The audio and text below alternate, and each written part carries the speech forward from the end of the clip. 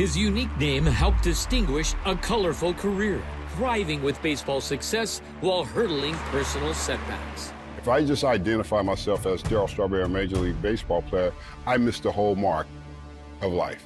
Few have achieved more than Darryl Strawberry, a top Major League draft pick, a Rookie of the Year, a 3-time world champion, and an 8-time All-Star. That was part of my life, but that's no longer who I am today. Nearly 2 decades sober, the imposing slugger watches his New York Mets jersey immortalized while kneeling for what's redemptive and eternal. A life of willing transformation. What do you see that's honorable when the number goes up? I see how God rescues, redeems, and restores. Not some things, but all things.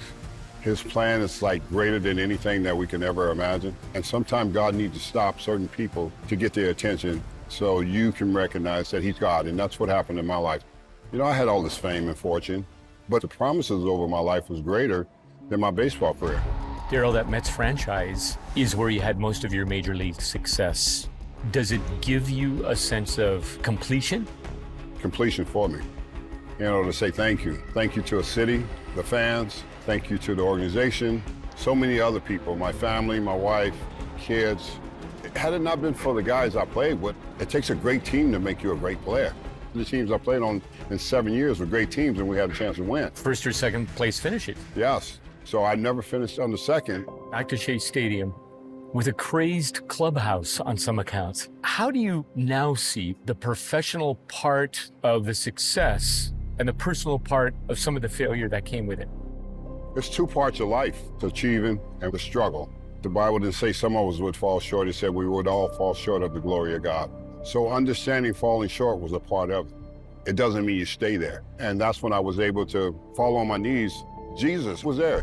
7 years of discipleship, of learning God's word and learning who God is. I'm glad I took the time out to do that, to become that man.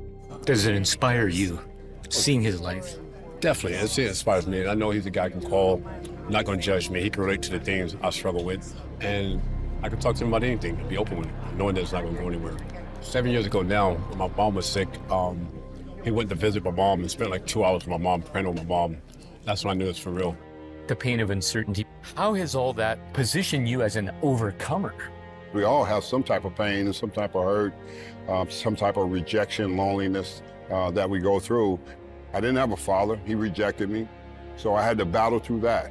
That was my own personal battle to get out on this field and make it happen.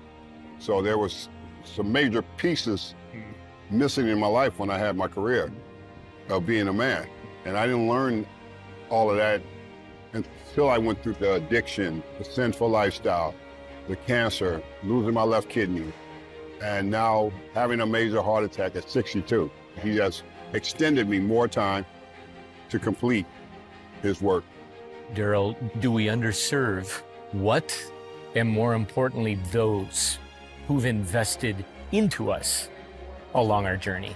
I'm glad for the struggle, because I probably would have never found the symbol of the cross. I would probably be still today chasing notoriety than being the man that God wanted me to be.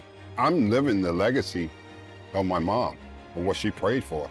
And I'm so thankful for that, because that's transformation, because Christ is alive and Christ comes in you. Now Christ lives in you. In a career linked to statistics and performance, how do you hear his approval for not what you do, but for who you are? You receive his approval when you know him. Every day, even in the hard times, you talk to him. He's your father, and he speaks to you, and he lets you know, I got you. I live for the kingdom. I don't live for a brand. I don't live for applause. I mean, I live because of what Jesus has done, and I know what the light looks like. The light is greater than the darkness, and people need to understand that. I knew his story and gravitated towards him. He welcomed that right away, and we've been able to have great conversation of the radical change that Jesus can bring into your life when you accept him and bring him in. For me, it's an incredible story that's really inspiring. Everybody says, well, should he made the Hall of Fame? Maybe, probably, but for me, what he's doing now with his ministry work, helping people traveling around the country, when he had this heart attack, to me was, Every day I'm off the road is one less person I could help. To me, it's much more important than the pocket 2%. The term immortalized, you'll have your number on that. I just wonder how it brings you into that image of God that he calls us. That's more important than radical change that my life has taken. I've had an incredible encounter with God. It has been the greatest gift I've ever received. Have I had an effect on people's lives and brought a lot of cheers from a ball game? Yes, that's baseball. But being in ministry and preaching the gospel and having an effect on people's lives, that's eternal. It's a whole different destiny. I look at how great God is. Nobody's like God. Nobody can do what he do. For Darryl Strawberry, why should the jersey, the number, the banner of Jesus Christ be raised? Well, because he's the king. We don't crown ourselves, we crown the king. I need to crown him for what he has done.